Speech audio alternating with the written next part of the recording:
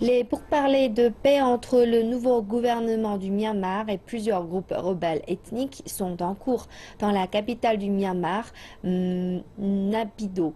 Les discussions qui devraient se terminer dimanche sont une tentative de négocier une trêve de longue durée avec les groupes ethniques séparatistes du Myanmar.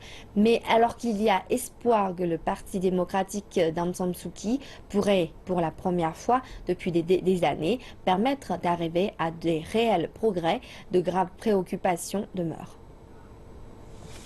Les troupes de l'armée pour l'indépendance Kachin sont en état d'alerte à proximité de la ville de Bamo, contrôlée par le gouvernement. Ce conflit demeure le plus violent de tous ceux menés entre l'armée du Myanmar et les nombreux groupes ethniques du pays. Ils sont peu nombreux à garder espoir dans les pourparlers de paix.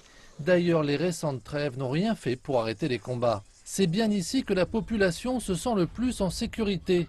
Nous sommes dans l'un des plus grands réfugiés à l'extérieur de la capitale de l'État Kachin. On estime que les récents combats ont poussé jusqu'à 75 000 personnes à fuir leur foyer. Beaucoup sont maintenant bloqués ici sous un abri temporaire, sans aucune sécurité ni revenu. Miami Atoué a fui jusqu'ici lorsque les combats entre l'armée et la KIA ont éclaté en 2012. Elle est bien incapable de dire quand elle sera en mesure de ramener ses enfants à la maison. Élever ma famille ici est très douloureux, surtout que 7 d'entre nous occupent une petite section de la maison.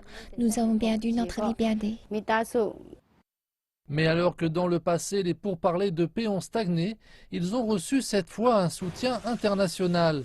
Ban Ki-moon a tenu à souligner que la question des réfugiés et des personnes déplacées internes serait abordée. Le gouvernement m'a assuré de son engagement à traiter les racines du problème. J'ai transmis la préoccupation de la communauté internationale concernant les dizaines de milliers de personnes qui vivent dans des conditions très précaires dans les camps de déplacés internes depuis plus de 4 ans.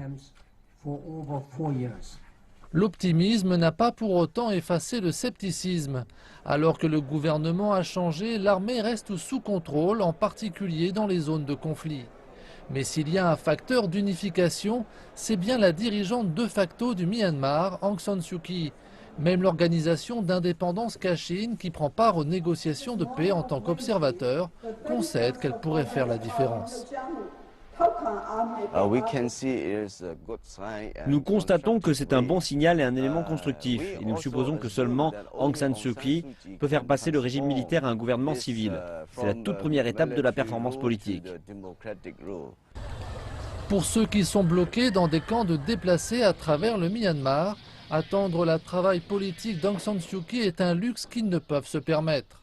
Mais aussi instable que cette plateforme de pourparlers puisse être, elle est la première étape positive pour mettre fin aux conflits ethniques innombrables qui minent le Myanmar depuis des décennies.